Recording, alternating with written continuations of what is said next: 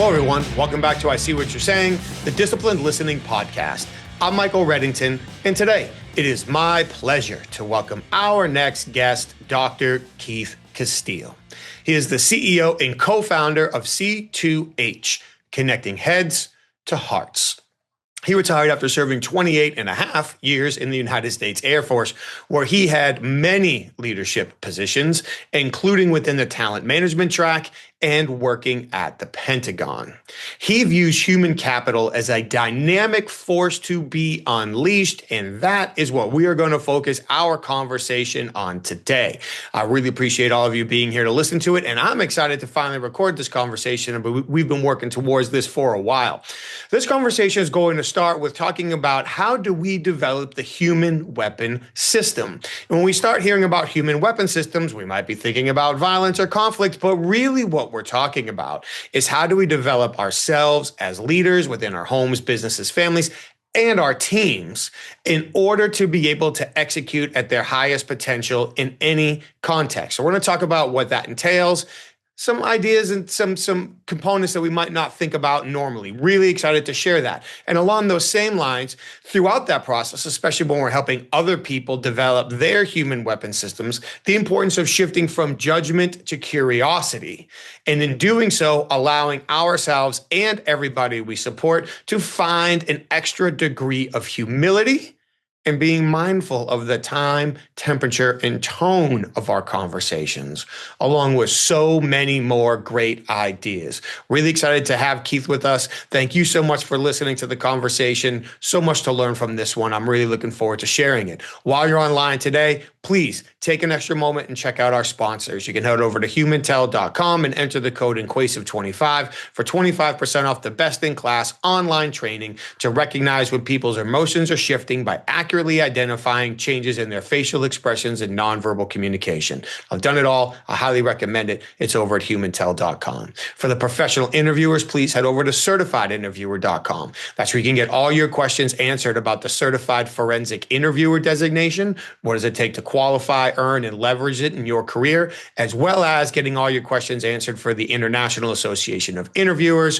What are the requirements for membership, participation opportunities, and more at the national and local chapter level? It's all there at certifiedinterviewer.com. And while you're online today, please check out INQUASIVE.com. That's where you can learn more about the programs our clients ask us to custom facilitate for their senior leaders, sales teams, HR teams, and more to teach them the skills and perspectives necessary to uncover hidden value in all of their high impact conversations.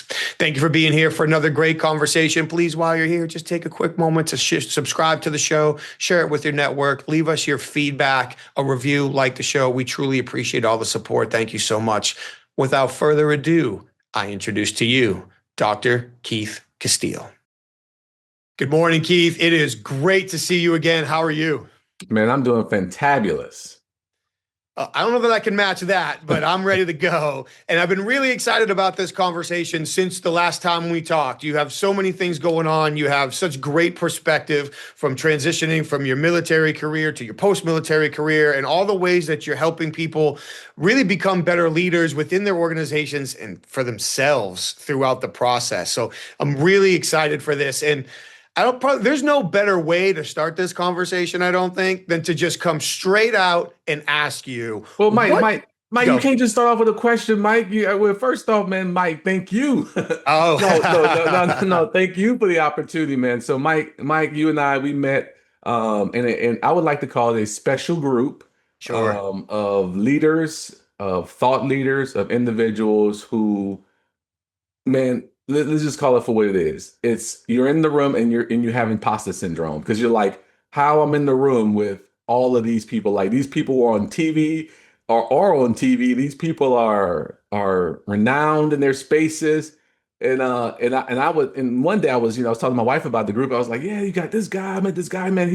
He's like an interrogator, or he's like he's pretty cool. I'm gonna have a conversation with him. And she just basically said, she was like, a lot of times you walk out of those rooms, Casey, and you tell yourself, how did you get in that room? And then realize like you're amongst Michael and everyone else because you belong, So I just want to say thank you, Mike, for being in that room and knowing that we both belong in that room and was able to meet each other. I appreciate that. Thank you very much. And I can certainly echo your thoughts about the room. And when I was invited to the room, there literally had to be a hand placed physically on my shoulder that said, "You belong, just show up." It's like, all right, I'll be there.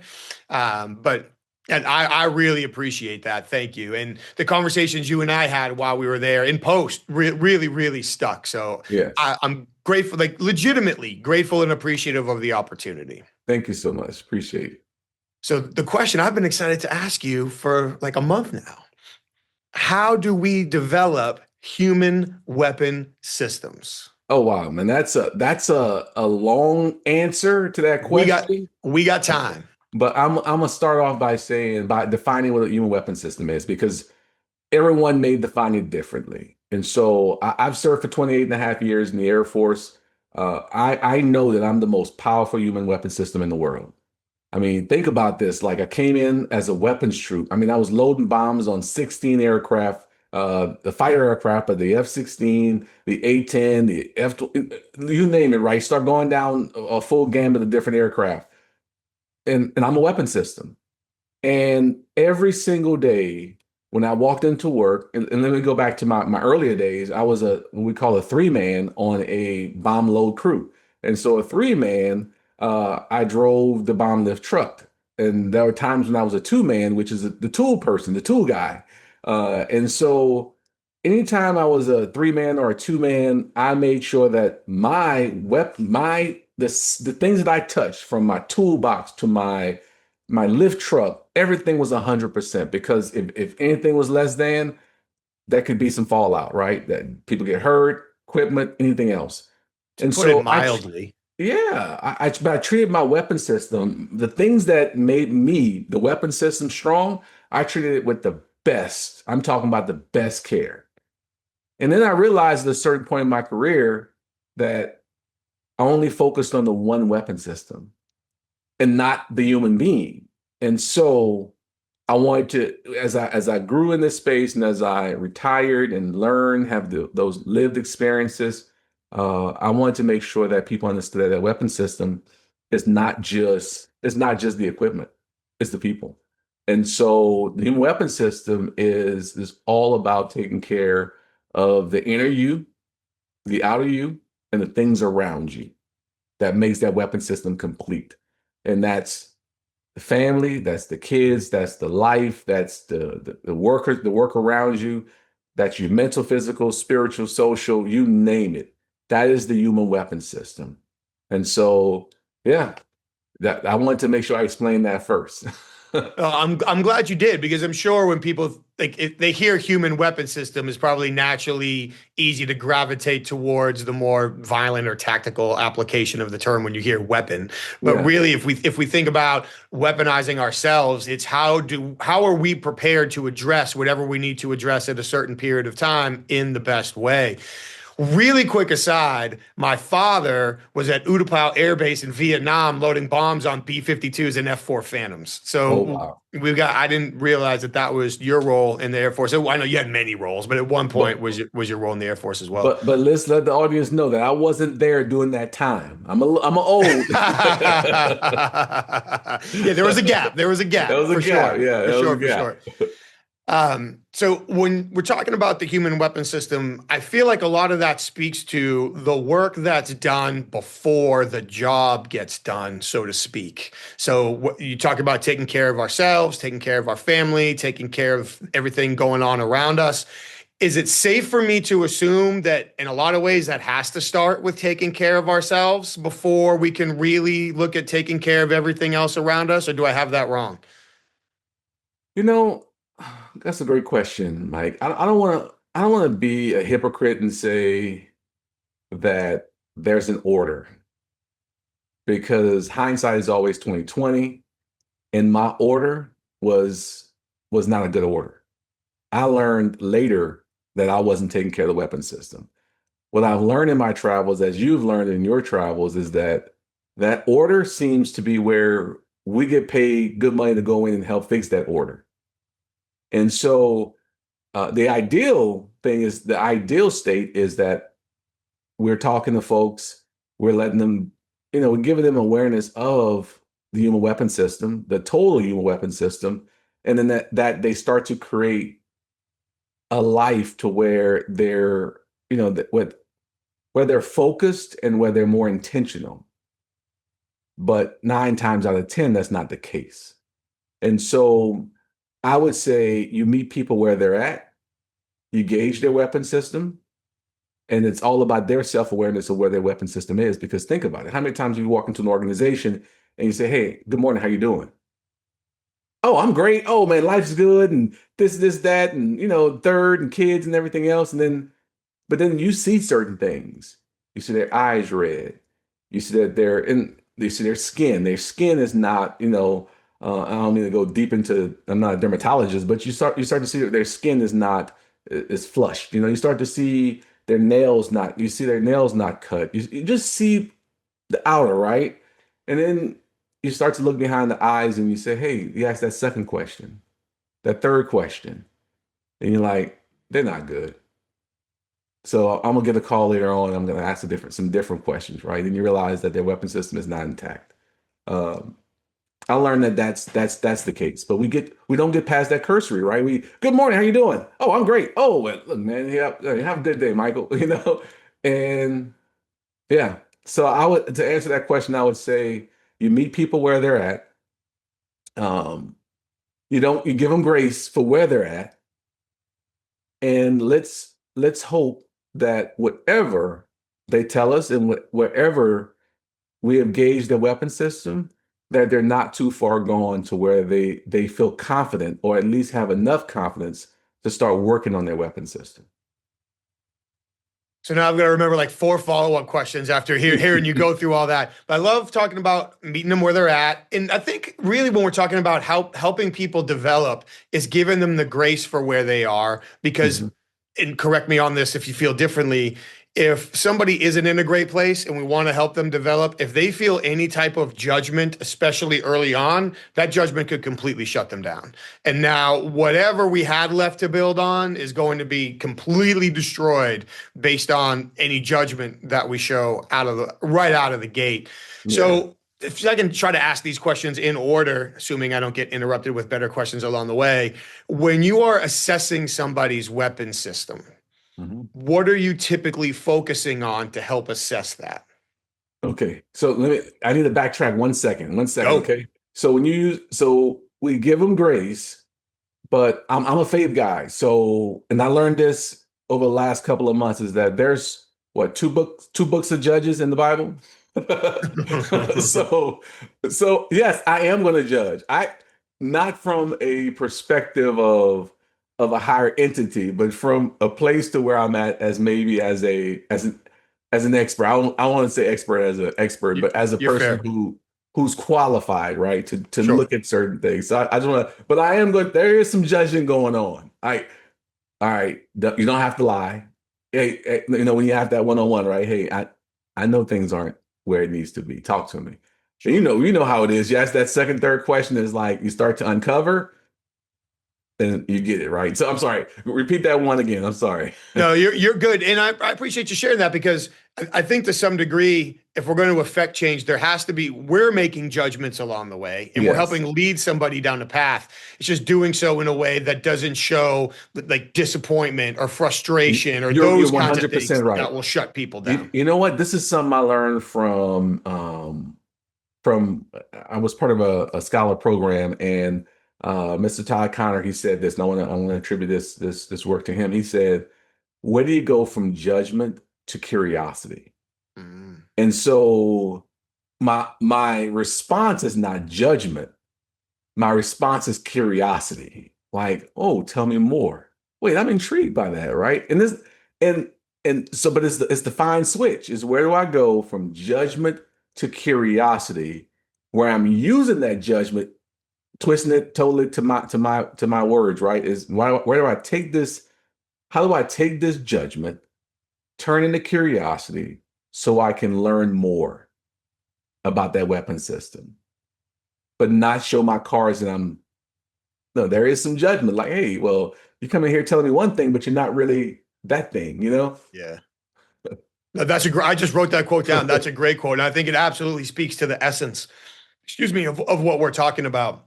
Yeah. So when you start assessing the human weapon system, what are some of the early things that you're focusing on in order to get the lay of the land, so to speak, and start to determine the direction that you need to go to help someone? Okay, so my military days, real simple. I look at the work. So I initially judge you by the work, meaning that I'm talking to people, I'm talking to your boss, I'm looking at your work. To me, that's the most important because you're part of an organization, a mission that requires you to give. And if the thing that you're getting paid for is not up to par, then then there's something wrong there. And so I'm initially looking at the work. I'm not going to hold the work to you because if the home life isn't good, then the work isn't going to be good. If the work isn't good, you're going to take that to your home life. And so I'm going to find ways to look at that personal and professional and know that they're intertwined. But what I care for most, at least from an observation perspective, is the work. And then from the work, it's just giving me a starting point. I'm looking for the tentacles, the things that's touching components of your work. What is the mental state of is it, you have some people where it's literally the weather. The weather impacts their mental state, impacts their work. So that's where I start. And then I'm asking questions more about where they spend their time. I want to see where they're headed. When you're not at work, where do you spend your time? I hear family, I hear hang out with friends, I'm a gamer, all those different things. So now I want to know where you spend your time when you're not at work. You give me an 8 hour day after work, 8 hour time from after work. You work, let's say 10 hours, that's 8 hours. Yeah. I'm sleeping 3, I come home, I go to the gym. I'm peeling back the onion at that point to see how, one, you're giving all your time and efforts for work, 10 to 12 hours. You got 6 to 8 hours with your family, life, anything else. What do you surround yourself by? If I were to put you in this globe, right? This globe, the globe you shake it. Shake it up. What's the things that's falling to the ground, and what's the things getting shaken up every single day?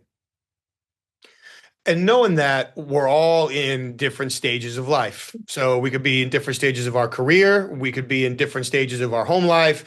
For me, sometimes when I look at some of the guys that I hang around with and how they're able to spend their time, well, their kids are either in high school and self-sufficient or maybe out of high school. My son's in the 3rd grade, got a little bit different time commitment for me on my end than they do. So some of it is balancing that and learning how to make the best out of the opportunities that we have. So as you are helping people begin to develop, I'm assuming it's recognize their areas of opportunities and then start to attack those. How are you adjusting for where they're at and then prioritizing for them to start making meaningful progress? Yeah, I think one is not about me. I think when you walk into the observation stage and the curiosity stage, it's more about them. And what I got to make sure that I don't do is that I don't compare them to other clients, other individuals, people I've worked with.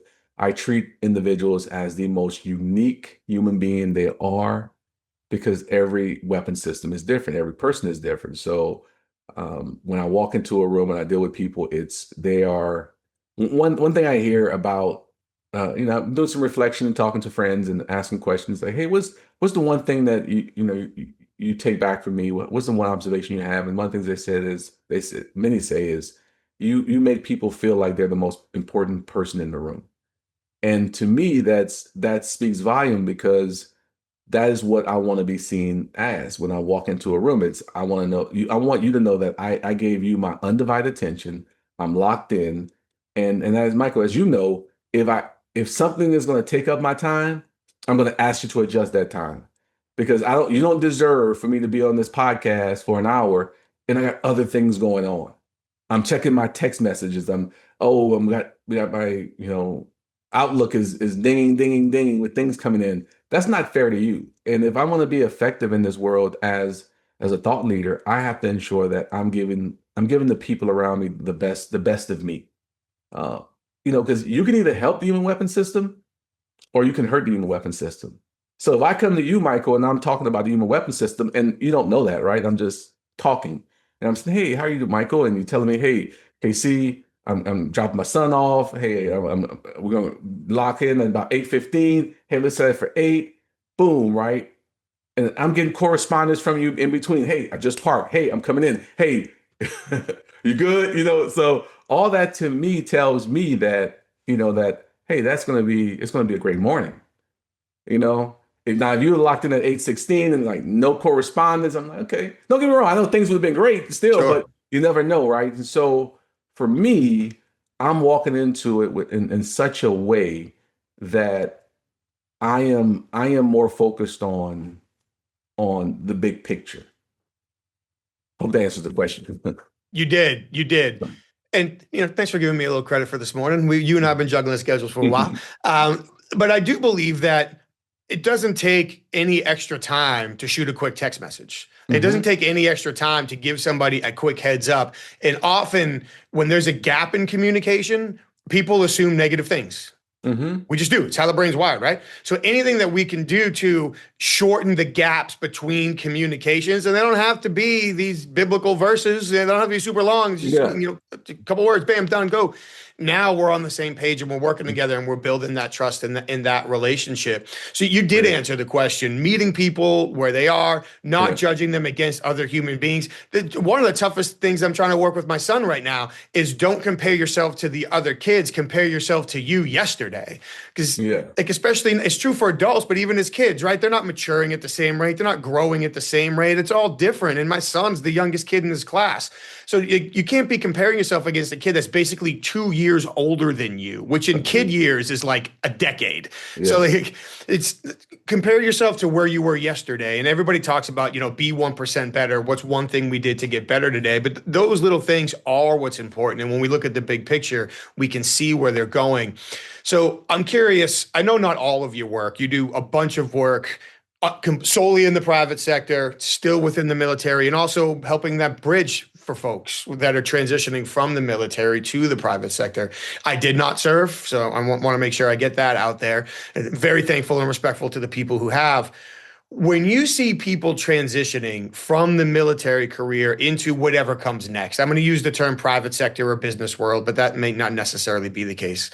How do you work with that group of individuals in order to help them not just make the transition, but from a human weapon system standpoint, find meaning and value in what they're doing next? Oh man, that's a hard question. Because you don't know what you don't know, right? Yeah. And so when I transition, I can really go off my transition, right? Or when I transition, I in my brain I felt like I had it together. Like, oh man, I worked at the Pentagon. I had different things happening, and it's same thing as a CEO or a middle manager that's leaving, pick a fortune company, right? And then you realize that what got you there won't get you to the next spot. And so how do you be able to humble yourself that there's a journey ahead? And so helping people with transition starts, to me, it's once, I have to say this again, it's meeting people where they're at and then letting them know that the road ahead is not going to be easy, especially from a military's perspective. And I'm not taking away from any other occupation, but from a military perspective, that's all you know. If you've done 4 years, you've done 10 years, like you've completely been,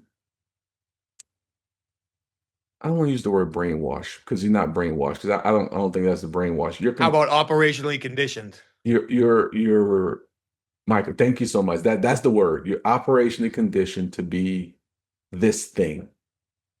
And when this thing is gone, think about it. Like most companies, you get to wear a suit, you get to wear a tie. There are some jobs, you're going to have a certain uniform, certain equipment, right? But this particular organization I was with was you wear a uniform every day, sometimes 7 days a week. And if you deploy it, you wear it 14 days straight, and now you have to condition yourself to think different. Same thing if you in a corporate organization, right? You're going to wear a suit, tie, dress, whatever, and now you're going to be doing something different. Maybe you go to entrepreneurship. So to me, the first thing about transition is being honest with yourself and knowing where you're at. Like, I knew where I was at holistically. Oh, I'm retiring. I got this. I'm going to have retirement coming in. And I got a pension. But what do I want to do? Been told what to do the last 28 and a half years. But what does Keith want to do? What does John want to do? And you got to be honest with yourself. Like, you got family. Well, if you go the entrepreneurship route, you're going to need that's money, that's time, that's things. What can you do? And if you all in, but your spouse isn't all in, guess what? That equation, that math won't math. So things just have to line up, right? But is the honesty with yourself, where your finances, where your head's at, where you want to live. You got to know all the details of those things. Or, like some of my friends say, I'm going out in faith. Okay, all right, go out in faith. Go out on faith and understand that, knowing my faith, you got to put some work in. You can't just go out and say, well, I was just going to wake up and still let things fall into place. Sometimes it don't. Sometimes that faith thing, that faith deliverance may not happen for 10 years. So what are you going to do between those 10 years? You're going to wait for faith? Or you go out there and do some good work, So the answer that in such a lengthy way, sorry, but I had to explain, but it's the hardest thing because you don't know where people are at, what they're thinking, because they so stuck on what they were that and they fear what's next, and they don't really share what's next. It's no different than changing from going from one corporate job to, man, I've been doing this for 10 years with media company. And now I'm being looked at to go and, and bring leadership to a tech company. You have the resume, you have the skills, but now you got to deal with people. Are you prepared for that? So that's my thought. So that was a great explanation. I appreciate you sharing the story. I appreciate everything that you walked through. And considering that microcosm, and this might be a bit of a broader question because I know that it encompasses something that you teach and that you talk about. So as always, take this in however many directions you would like to go. But I feel like that idea of, I think I have it all together. I think it'll all work out. And then finding out maybe the reality on the ground is a little bit different. How do you work with people to align that strategic intent with the operational reality that they might have to be successful within? Yeah. Good question.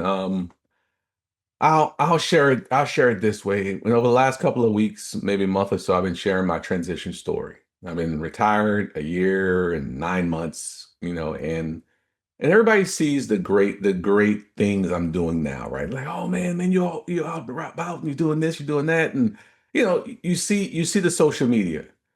And people were coming up to me and they were like, "Man, Casey, like man, how can I be just like you when I retire? What did you do?" And I'm like, I have to stop that.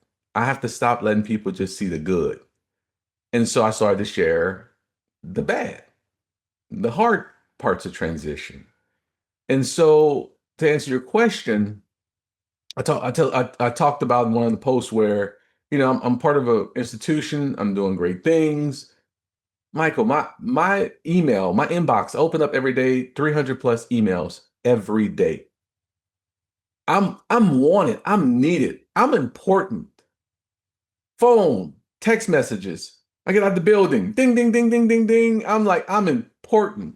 I'm helping people. I'm feeling wanted. I'm whole. Retire. A month into it, 2 months into it, 0 emails. Literally, I have to start calling people. That's the crash. And so for me, strategically, I want to be somewhere, but there's a whole bunch of slop I gotta get through to really start to see myself differently. And let me not say differently, to understand my identity and where I belong.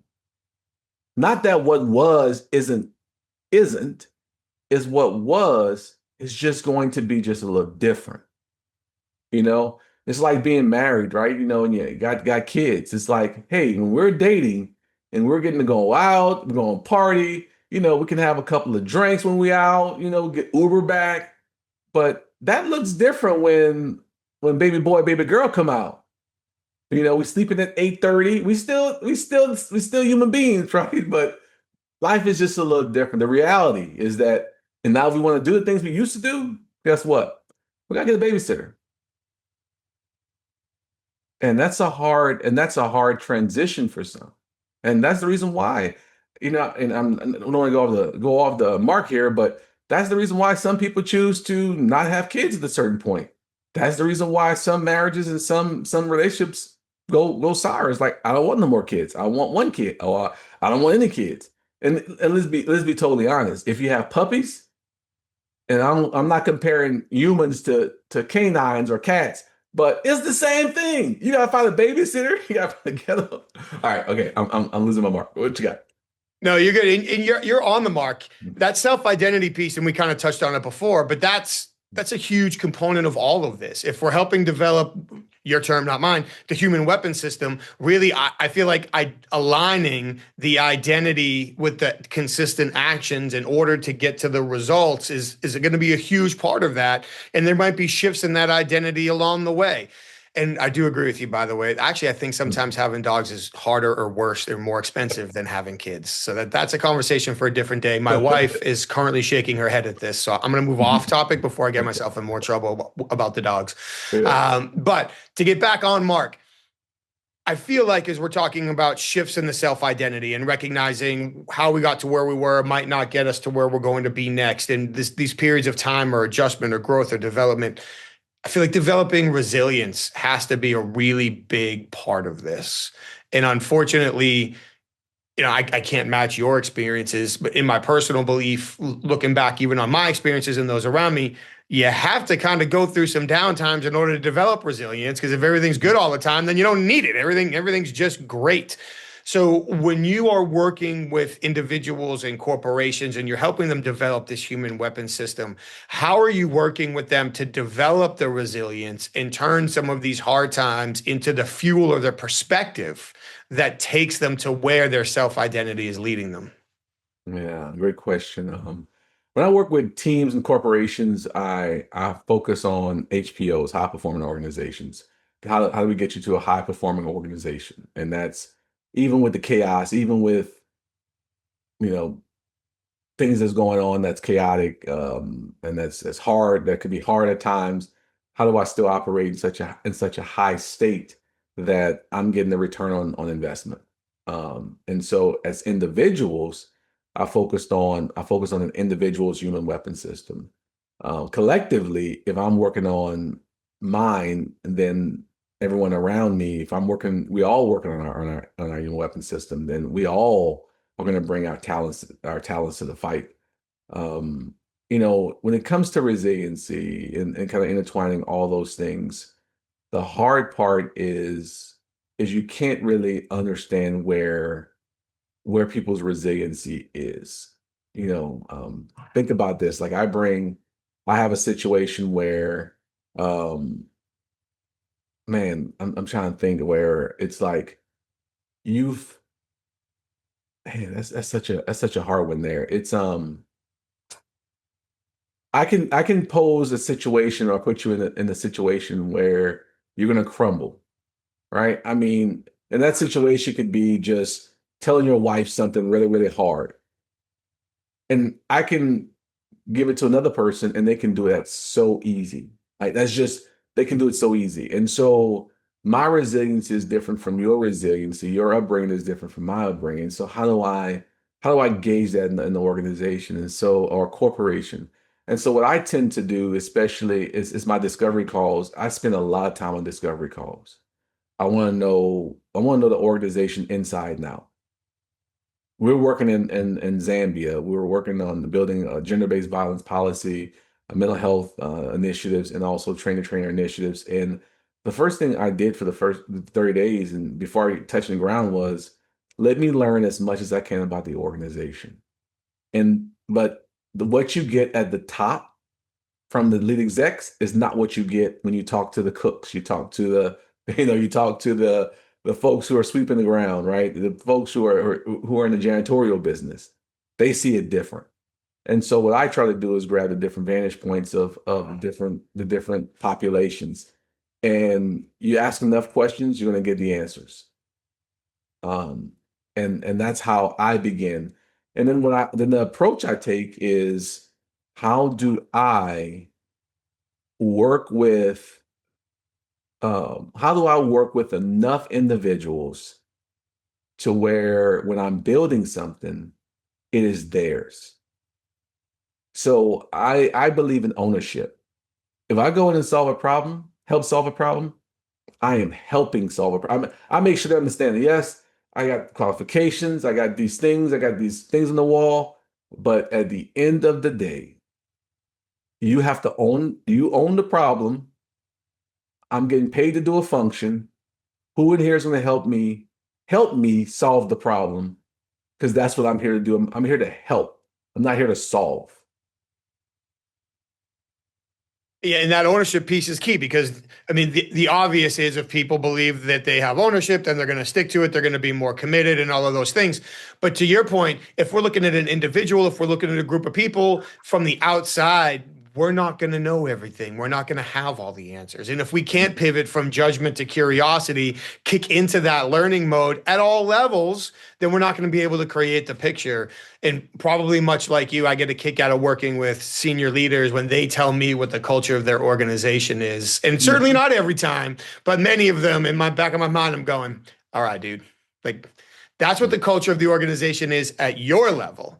Now, at the next level, in the next level, in the next level, like each level down, that culture could be different based on the leader at that level, based on the influencing people at that level, based on the environment that they're working in at that level. Are they working third shift versus first shift? Do they actually get sunlight? Do they not? Like all of these things can make a difference. Are they working in a machine room where it's loud and they have to yell at each other all the time? Are they working in a conference room where they can actually sit down and have a quiet conversation more often than not? So learning those pieces at every level becomes so important. And again, correct me if I'm wrong on this, but it's not just at the organizational level, it's at the individual level as well. Earlier, when you were talking about business life, home life, how we feel about ourselves personally, all of those things, I love what you said. Asking enough questions, you'll finally get the right answers, but you've got to ask enough at enough levels to get there. How did you learn to develop the patience required to do that much drilling to get the quality intelligence you needed to be able to make the right decisions? The coaching journey, back in 2021, 2022, the Air Force was initiated a coaching culture mindset. And so quite a few of us were tasked to go and get training. And so once I got the training, I started to exercise it just a little more. But really, it was the patience within the training because this is a long journey. It's 100 hours here, 60 hours there, 40 hours here, and at the end of it, you still got to go do some more work, right? I think for me, it was all about patience. It was patience going through the journey and then knowing that the goal of that coaching session is for them to own the solutions so you get the end result. You get the goal that you're going after. And so for me, I take it so seriously because there's nothing like having the person call you and say, hey, they've achieved that goal. But you don't get those calls unless you do the work. And just like anything, there's good coaches, there's bad coaches. If I'm just giving you 45 minutes, yeah, I'm gonna give them 45 minutes and we had a powwow. But if I give you 45 minutes and I'm involved and I'm asking the questions, I'm getting down to the nitty-gritty, that I'm going to get those calls, and that's the calls I work for. That's what gives me the spunk. But if coaches don't feel that, then they're just going to give you 45 minutes and talk to you next time. Like, hey, just, go on my calendar and book some time, right? But I take Yeah. it seriously. And so through the coaching culture, I learned that. And as you know, Michael, it's the hardest. It is the freaking hardest, and the skills I use at work is different than the skills I use at home. Because my wife would tell me, stop chiefing me, right? I was a chief in the Air Force, right? Don't be chiefing me. Don't be coaching me, So we get called out real quick. Yeah, I've got stop interrogating me a few times in my life. Uh, there's overlays, but we probably need to be a little bit. I need to be a little bit more aware sometimes. Mhm. Um, when you're talking about developing that patience and you're talking about asking the questions to get there, I think you hit on two very important things. One explicitly, maybe one implicitly, that it's not about you, it's about them. And from a coaching perspective, from a leadership perspective, it can be easy to fall into the trap of this is what I need, this is what my task is, this is what my job is, this is what I'm supposed to deliver. And that doesn't help us really connect with somebody at the level necessary to drive the change or the internal discovery that we need. So that was the explicit one. But on the implicit side, asking the right questions really requires truly understanding what our goals are. Is if we don't have a clear understanding of the outcome, we might ask a good question, but the right answer to the wrong question is still a wrong answer. So understanding the goals that you're looking to achieve, not just the outcome, but getting this person to own the outcome and what's the experience along the way and the relationship we need to build, and understanding all of those layered goals really helps us do that. So highlighting both of those from your answer, I think, is very important. In one of our previous conversations, I think this ties in here. You mentioned that a lot of times when you're interacting with people, several of the important considerations are timing, temperature, and tone. How are you working these into your conversations for maximum effect? Yeah, that's a hard and easy one there. Um, I think of it as my wife. Best way I can think of this is like I know my wife's timing. I know her temperature. I know how to view her temperature and tone. And I also understand when is the right time to talk to my wife. So, my wife, like I think there's a survey or assessment called the Enneagram. I think it's the Enneagram. Yeah, yeah, And there's some other assessments out there, but let's just say I know my wife is best to talk to her in the morning. I know it's best to deal with problems, um, at times where she's not focused on work or or is right not before bed are we in the bed talking, right? That's not the time to solve problems. And so my timing can be off at times, right? But through temperature and tone, I know that my timing is off. And then I readjust. What I try to do is I look at body language, I look at voice, I hear voice. I look for the things that I look for the things that I look for the things that's unseen, things that's not being said. I look for the things that I think you said it right the first time or earlier. You said you may you may give the right answer to the wrong question. It's still wrong, right? And I look at that too. I look at how people answer. It's just so much that goes into it. It becomes a freaking mental roller coaster. But I think at the end of the day, what it involves is, do I see that person moving one step further every time I ask a question? And if they're not, if I'm taking steps back, then 9 times out of 10 is based on that timing, temperature, and tone, or the way I've asked the question, the way in which I'm articulating, long questions, right? It blows people off. It's like, you can kill the moment with a long question. You can kill the moment with the hardest question at the wrong time. There are skilled people probably like you, Michael, who can take a moment and like ask a question, knowing it's the wrong time, but it makes them think, and it gets you a step further to the end goal, right? And then you're able to backtrack, you're able to clarify, but it all boils down to the person you're dealing with. And so I'll say this, it's all about the people you're dealing with. If you're not taking time to understand the people you're dealing with, the person you're dealing with, you're definitely going to fail. And so what I try to do is I don't go straight into business when I meet. I go straight into understanding people, knowing who they are, and I think from that call, from that interaction, I start to build rapport. And rapport is key. Even going to organizations, I'm only there for one day. My job with that CEO,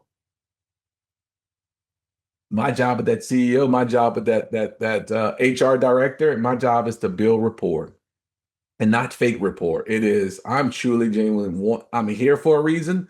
I'm going to be locked in all 22 hours. And so I give them my undivided attention, my undivided time.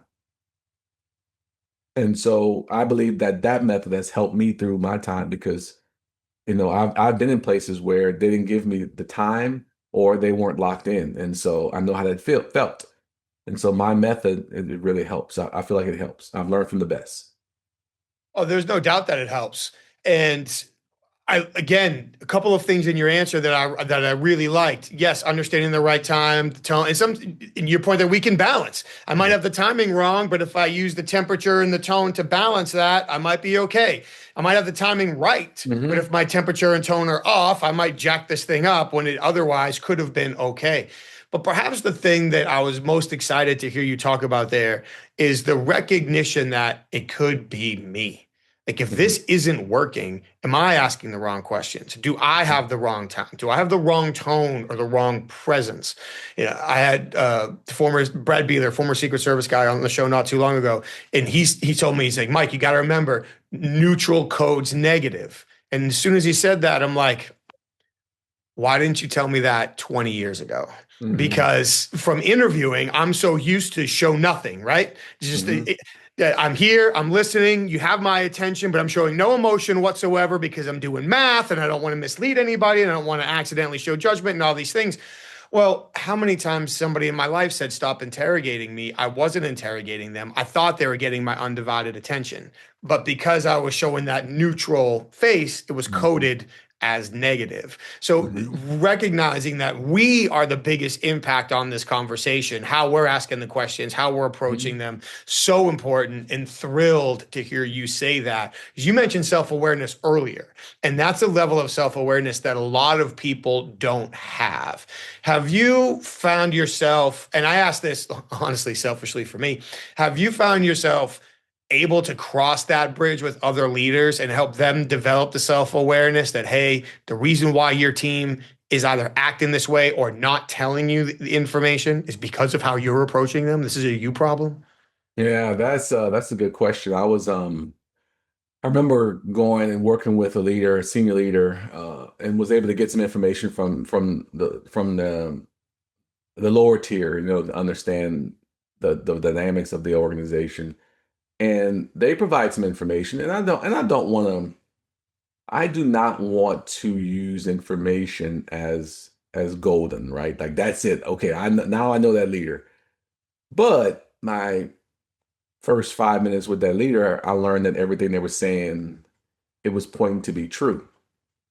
And so what I would do at this particular moment, with the leader is I would ask them real simple question is when you walk into a room and you engage with your people, what are the two words you're hoping they say about you when you walk out?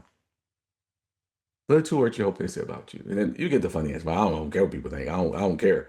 And I'm like, no, like let's really think through this. Like, what do you want people to say about you when you dealing with this chaotic situation last night? You went in there, you gave your best at fixing it. What are you hoping they say? And he gave two words, right?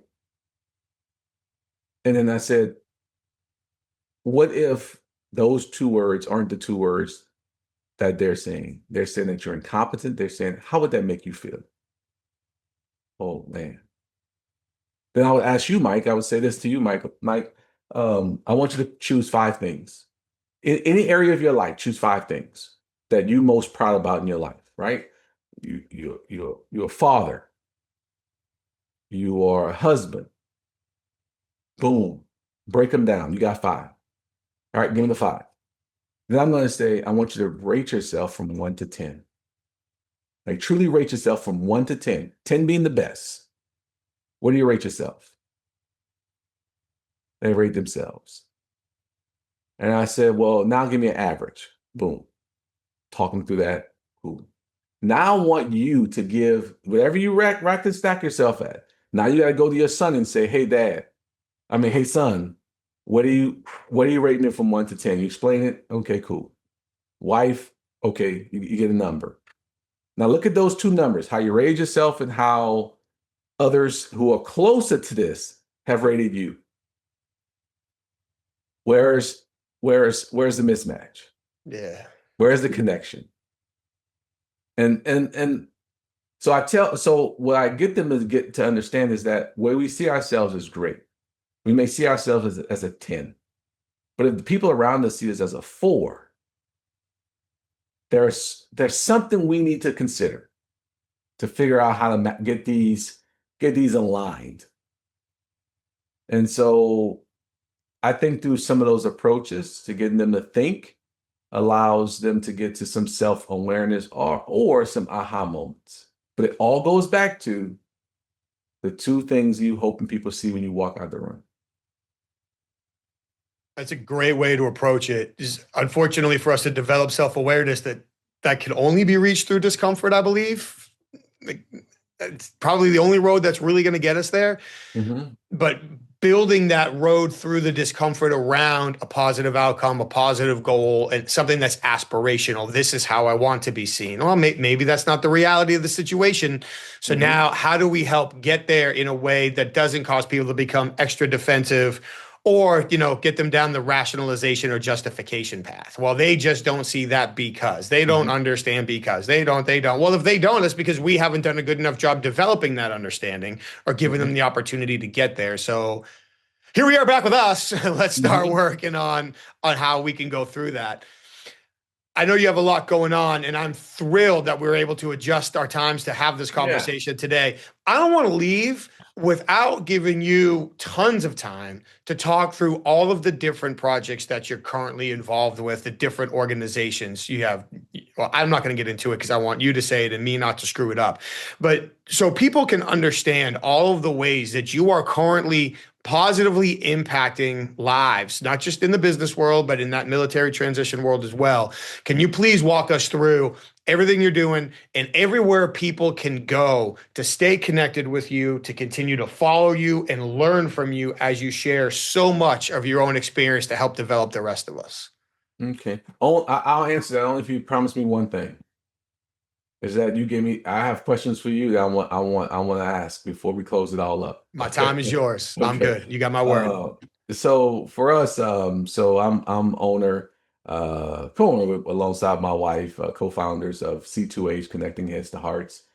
Retired in 2024, decided to take this leap of faith into entrepreneurship.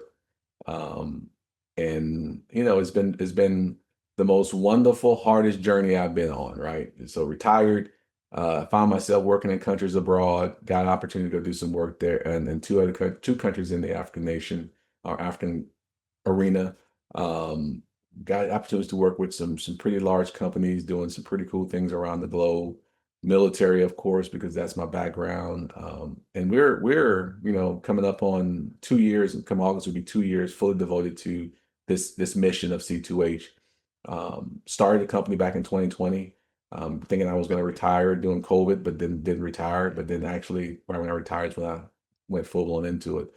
We do so much. We decided based on how we were getting called and what we're getting called for. We're no longer a leadership development company. No longer. We got that business because with our talents and the people that's on the team, we became a workforce solutions. We have a team of problem solvers, and so therefore, you bring us your problem through our alliance, through the work that we've done, and through the people that we connected to. We will find the right tools to come in there and assist you with fixing the problems. And so Workforce Solutions brings us to AI integration. We work with sports teams. We work with, oh man, I can go down the list. We work with some pretty cool big companies. We're in the energy business now, tech business. Like, we're all over the place. But our niche, what we're good at, is leadership development. You call us in, we're gonna kill it. But as far as the marquee, we are Workforce Solutions. Man, when you get in contact with me, C2H transform.com. You'll see the things that we do. You'll be able to connect with us from there, and we will get to you. We'll get back to you right away. I would say the last thing is this: is that the work that we do is not about us. I mean, uh, people that's on my team, we all talk about this, man. We could easily go work in some job in a cubicle and get paid and not care, about all the things we have to care about nowadays as an entrepreneur. But what we found is that this is meaningful work. When you're literally changing nations with the work that you're doing, like a nation. It's not too many companies out there consider they help change a nation in a positive way. We were catalysts and we were lifters of that, right? And so that's the reason why, for me, I feel that when any organization that calls us, we're passionate about what you're passionate about. There are things we do where money is not involved. There are things we do where we have to get paid, because we're in a business.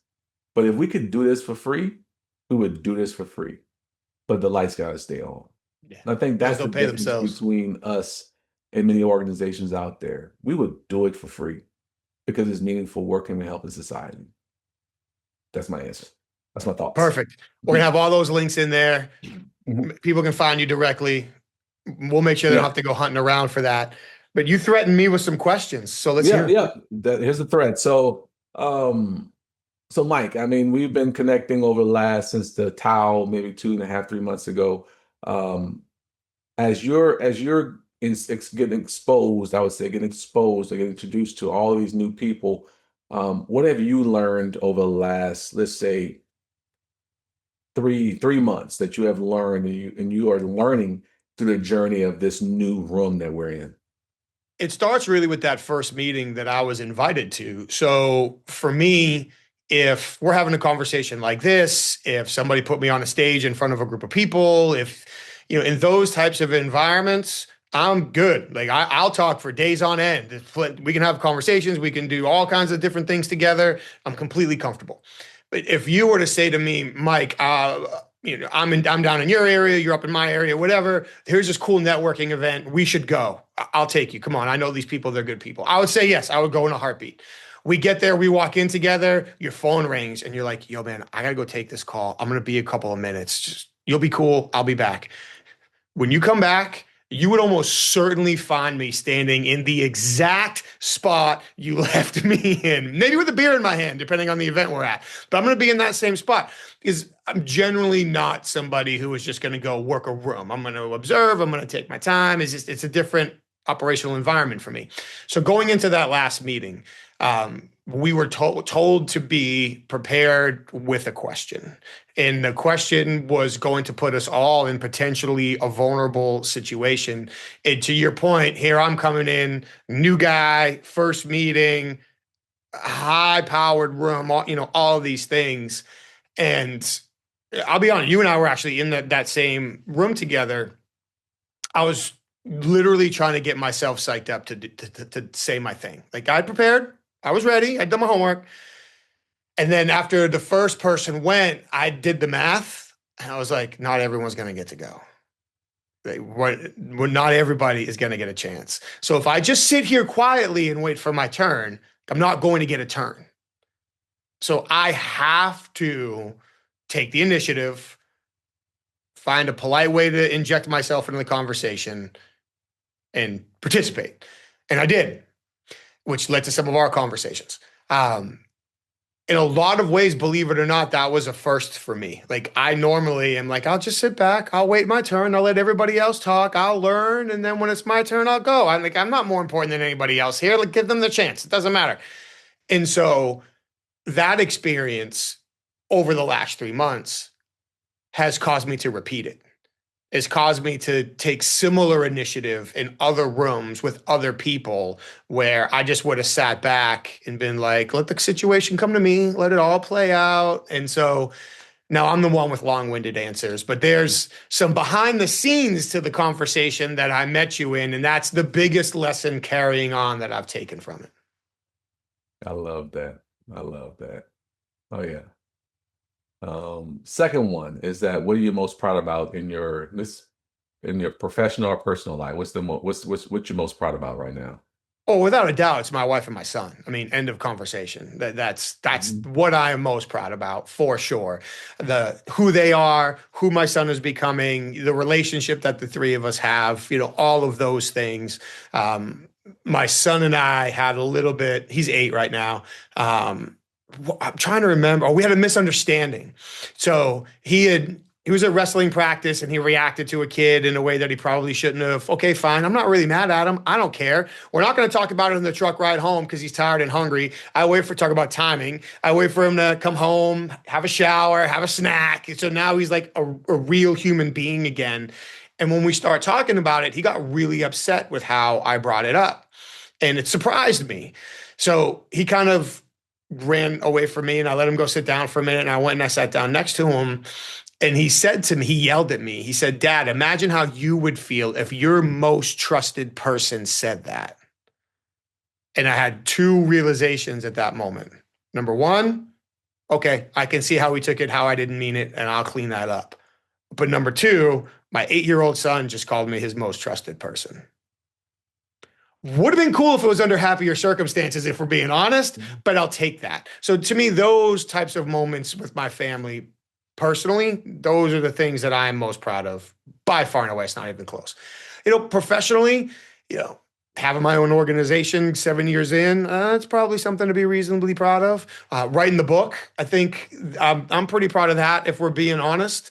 I got one piece of advice early on to just do it quick, just get it out. Actually, no, I got this from 2 different people. It's like, no, that's not what we're going to do. This is going to be backed by behavioral science. It's going to be well-researched. It's going to be well thought out. It's going to be the complete piece. And so for it to come out the way it did, I'll put that there as well. So yeah, I think that covers it. So last one. So 3, and bringing all those 2 together: trusted person, the work, and putting the work in, and making sure that what you put out represents who you are and what you stand by. Where do you see yourself in 3 years? Right now, that's a dangerous question to ask. So where I see myself in 3 years on the personal side is hopefully only developing stronger relationships with my wife, with my son, with my close friends, family. Like that continues to get better over the next 3 years. Like that speaks for itself. Professionally, it's an interesting time to ask me that question. So continuing to develop the reach of Inquasive and the reach of the disciplined listening method, I think is critically important, because a lot of what you said, it's all about making other people better. It's all about making other people more effective. It's all about helping other people capture the skills, the perspectives, and the techniques necessary to solve problems that previously seemed unsolvable, to remove unnecessary conflict and unnecessary stress, to take relationships and opportunities way further than initially they thought they could. And maybe thinking of interview and interrogation as a ridiculous backdrop for those types of techniques to spring from, but continuing to develop that. And as AI continues to evolve and technologies continue to evolve and ways to reach out and connect with people continue to evolve, there's lots of very interesting avenues to take. But so it's probably a little bit of a vaguer, is that proper English? Vaguer answer than you would like, but it is really capturing the momentum and expanding that reach. Like, to your point, you got to change a nation. I've been very fortunate with all the places I've been, all the people that I've met. And, just scratching the surface, right? How deep can we get that scratch? How many people can we touch? Which, at the end of the day, how big can the footprint or the fingerprint we leave behind be in a positive way? And that, that's the dragon to chase. Yeah. I would, man, thanks for sharing. And I want to kind of close up with that and just say, a lot of times, we are talking about all the great people that bring us in, that helped us through the journey and everything else. And so one thing I would say is that, whose story are we in, right? Like, and I would say to answer that, to ask that question and say, whose story are we in, is that everything that you're trying to do, you know, and we kind of talked on this, how can we, in the group that we're in, how can we individually help to be part of your story? So for you, Mike, I want to be part of your story, right? And so how can I help? How can I be a lifter? How can I be a connector? So when you're walking out of the room, so when you are dealing with things and you're saying, hey, I got this, I don't have to be named by name, right? I got a guy that's in so-and-so state, good dude that's just out there, he's part of my story, right? And then same thing with you. How did you become part of my story, right? Like, or when I'm saying, things that I'm accomplishing, things that I'm doing, things that helped me through some stuck points. I'm like, yeah, Michael, man, that guy, man, pretty good guy, man. Met him in this room, and yeah, he's helped shape the person I am, and so I would love for you to be part of my story, Mike. Thank you. And I would love for you to be a part of mine. And I'm really excited to see where we go individually and together in those 3 years and beyond. Yeah. Well, cool. Well, I appreciate it, brother. I appreciate you. And thank you for asking me questions. I really appreciate that. It was great to get this conversation finally recorded. I know we're going to talk again soon. Appreciate you sharing your time with me today, especially coming off cross-country travel and getting ready for the weekend and knowing how valuable your time is. I really appreciate it. So I look forward to keeping in touch. Please stay safe. Keep up the great work. And I can't wait to see you again soon. Thank you, brother. Same. Thank you. Keith, thank you for a tremendous conversation. I appreciate you working us into your schedule today. Thank you for all of the insights that you shared. Thank you for being personal about your background, your transition from the military into the work you're doing now. Thank you for turning the conversation around on me at the end and asking me those questions. I certainly appreciate the opportunity to share some of the lessons that I've learned from our time together. I really thank you for all of it. Thank you so much. I mean, there's so many things I could call back at the end of the conversation here, but even just the idea of making people feel like they're the most important person in the room. It's not terribly difficult. It doesn't take a lot of extra energy, but it does take intentionality and focus. So thank you for calling that out. I also like how you talked about at the end, really considering whose story am I in? Who are in my story? How does that impact not only what I'm achieving, but how I can help them along the way? And just the title of everything that you do, connecting heads to hearts. Let's get our ideas and our spirituality, everything lined up. We're fully bought in, and now we're out. We're attacking and achieving our goals. I really appreciate everything that you're doing. Thank you for stopping by to share it with us. And of course, thank you to all of you that hung around for another episode this week. We really appreciate you continuing to come back week after week. Thank you so much for sharing your time. Again, while you're here, please take a moment just to subscribe to the show, share it with your network. Certainly leave a review, leave your feedback, like the show. We really sincerely appreciate you being here week after week. And don't forget to check out our sponsors. Head over to humantel.com, enter the code INQUASIVE25 and get 25% off their best-in-class online training for recognizing when people's emotions are shifting by accurately interpreting changes in their facial expressions and nonverbal communication. I've done it all. I highly recommend it. It's at humantel.com. For the professional interviewers, please head over to certifiedinterviewer.com so you can get all your questions answered about the Certified Forensic Interviewer designation. How do you qualify, earn, and leverage the designation in your career? It's also where you get all your questions answered for the International Association of Interviewers.